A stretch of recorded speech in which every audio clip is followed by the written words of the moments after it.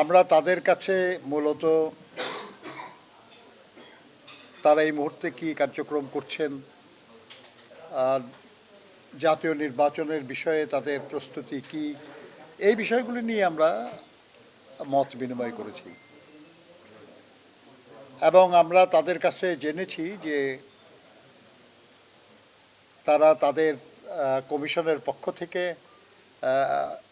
একটা কর্মসূচি তারা ঘোষণা করেছিলেন, একটা যে তারা কবের মধ্যে কি করবেন, এবং এটা খালি তাদের বলা না, এটা দেশের সংবিধান অনুযায়ী, প্রচলিত আইন অনুযায়ী এটা কিছু বিধান আছে যে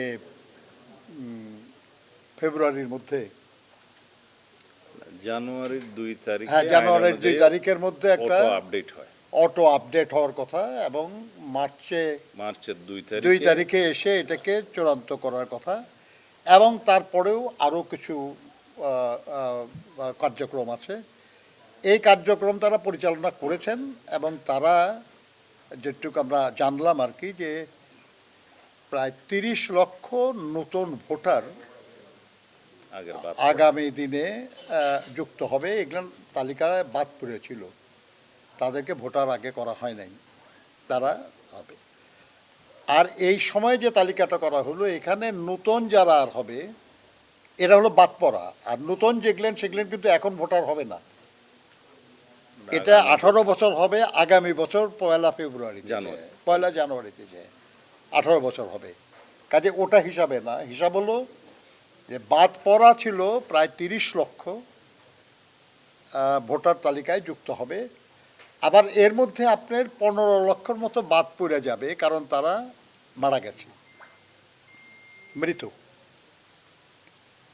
তাহলে আলটিমেটলি প্রায় 15 লক্ষের মতো ভোটার বিদ্যমান যে তালিকা ছিল ওই তালিকায় অ্যাড হওয়ার কথা আর কি, আরো বাড়বে। তবে এটা আরও কিছু বাড়ার সম্ভাবনা আছে। এই কারণে যে আপনারা জানেন যে তারা নতুন মারা গেছে যে তালিকা, এই তালিকাটা তারা করেছে ইউনিয়ন পরিষদের যে মৃত ব্যক্তিদের যে রেজিস্ট্রেশন, তার ভিত্তিতে। আমরা সবাই জানি যে আমাদের দেশে বহু জায়গায় বহু মানুষ তারা মরার পরে ইউনিয়ন পরিষদের রেজিস্ট্রেশন করে না,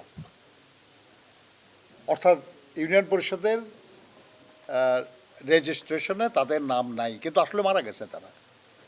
এগুলো অনুসন্ধান করার কাজ চলতেছে।